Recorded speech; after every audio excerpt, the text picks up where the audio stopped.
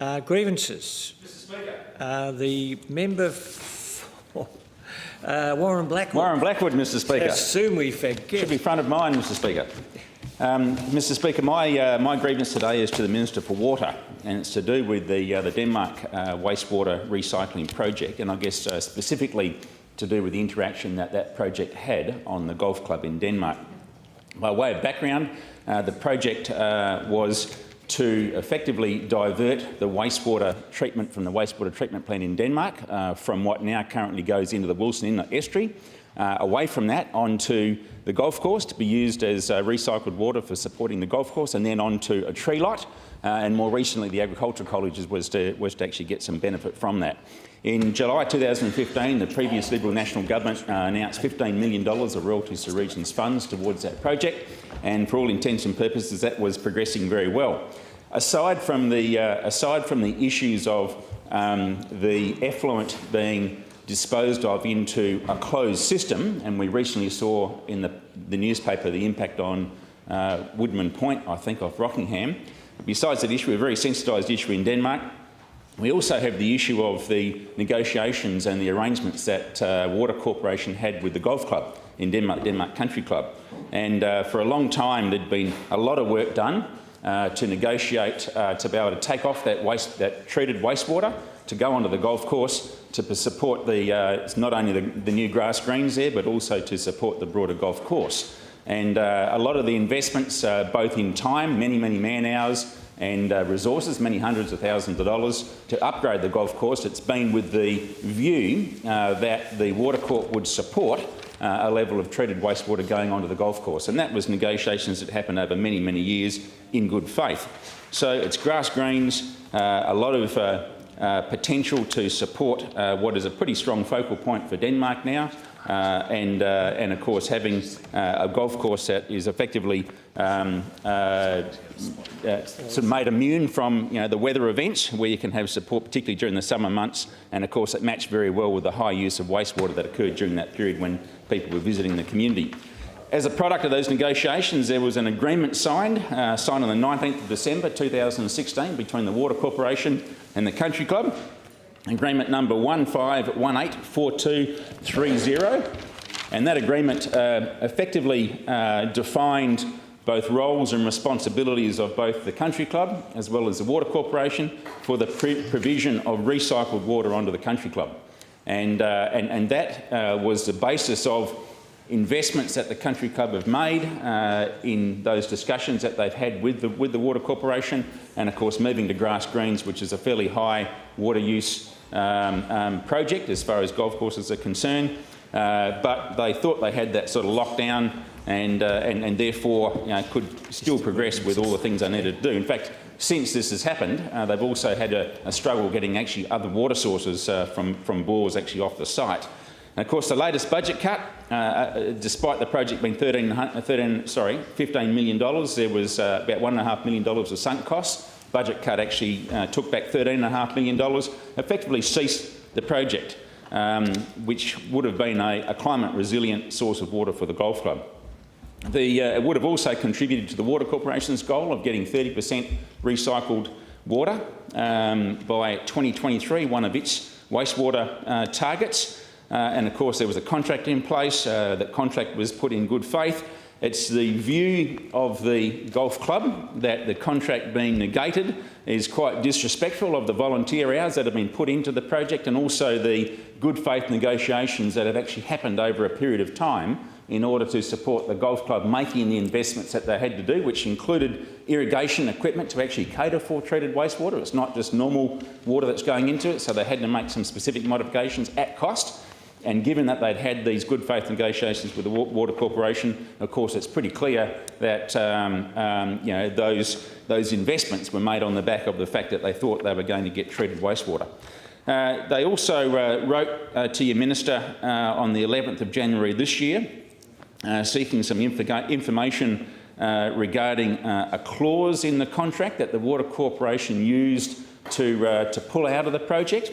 And from what they saw were clear clear terms of contract in terms of being able to access wastewater or treated wastewater for their golf course. And Minister, you haven't actually responded to that letter. So the 11th of January 2018, you haven't responded to it, which, in my view, that's quite a while ago now. It's disappointing. And we have this project that the golf club has negotiated in good faith, a signed contract in place. The government has made decisions to pull money back. They view that the nature of the negotiations is such that there's contractual obligations that Water Corp has to provide treated wastewater to the golf course, and now that's all been thrown out the window on the back of government decisions to cut back on financing the particular project. Minister, there may well be other options to move forward, and I certainly encourage you to consider that, given that you have treated wastewater going into the Wilson Inlet, a closed system. It's only 400 metres down from the Rivermouth Caravan Park and recreation areas. Very, very sensitised issue in Denmark. And I think any treated wastewater going into a relatively closed system has a high level of risk.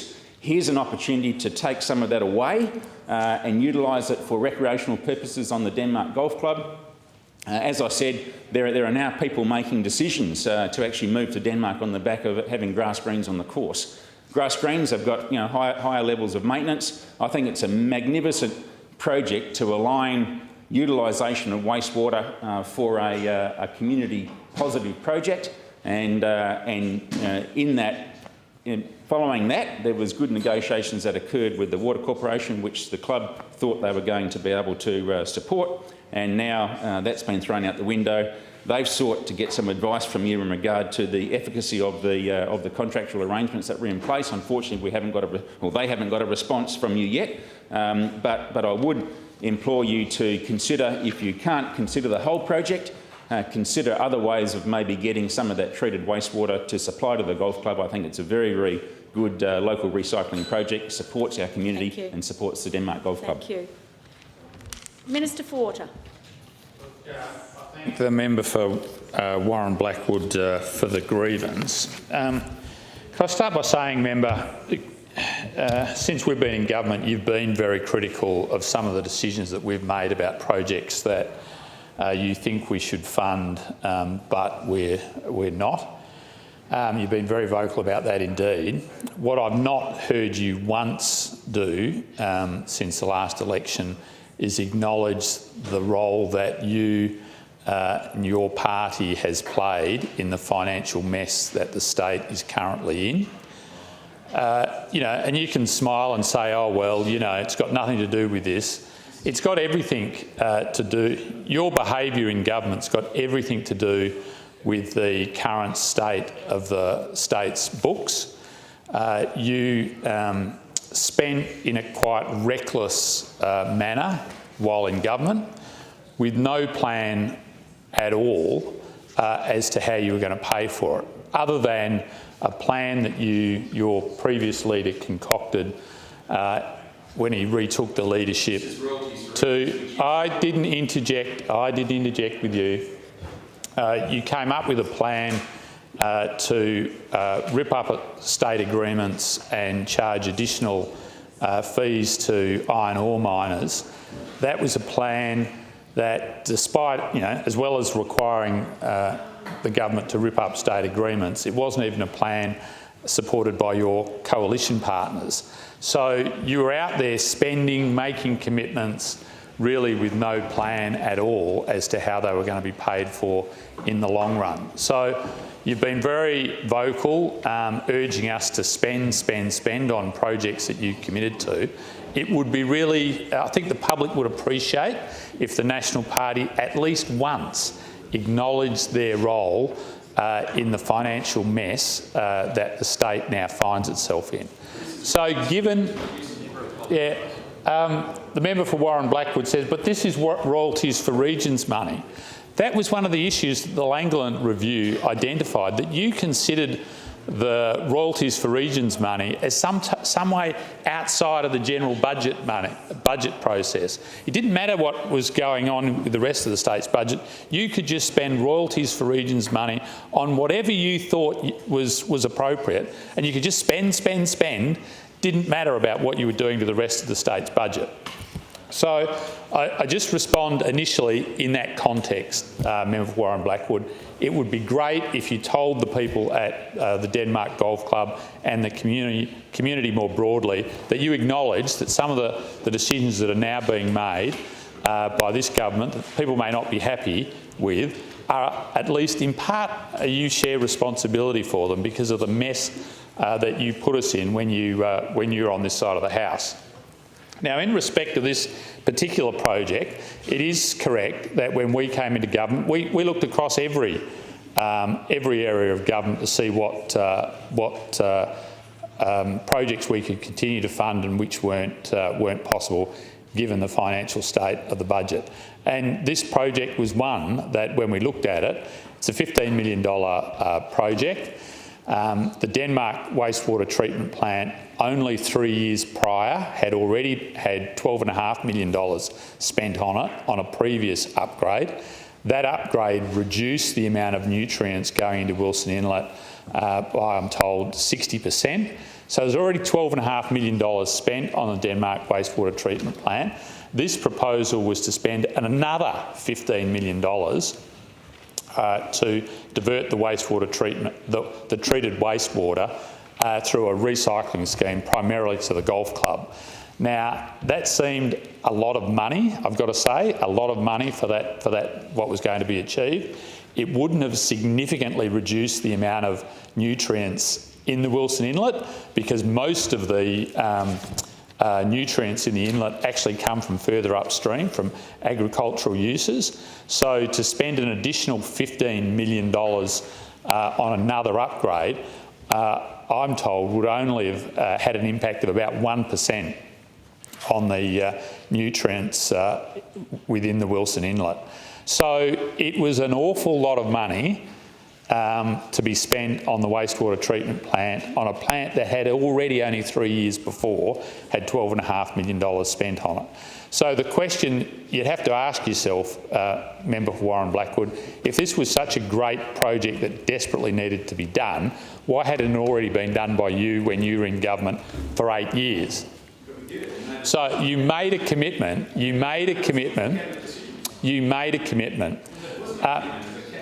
yeah, I understand that, but you then lost the election. We are not bound by the decisions that you made.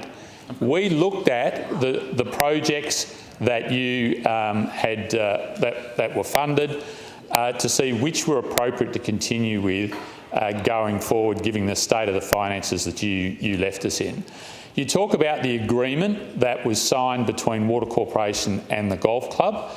The announcement, I understand, was made in 2015. The agreement wasn't actually signed until December 2016. So just before the state election, within the shadow of the state election, this, look, you want a response? I've only got a minute.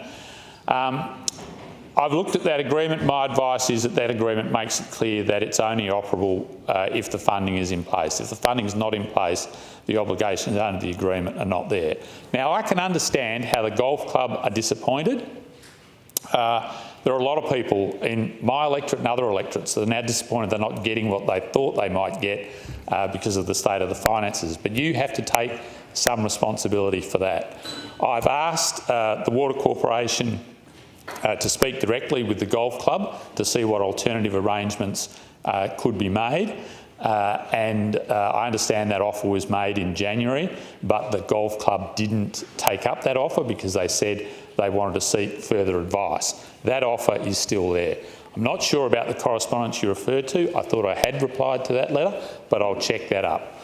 We are happy to talk to the golf club about alternative arrangements, but it's got to be within the financial constraints of the state. Thank you.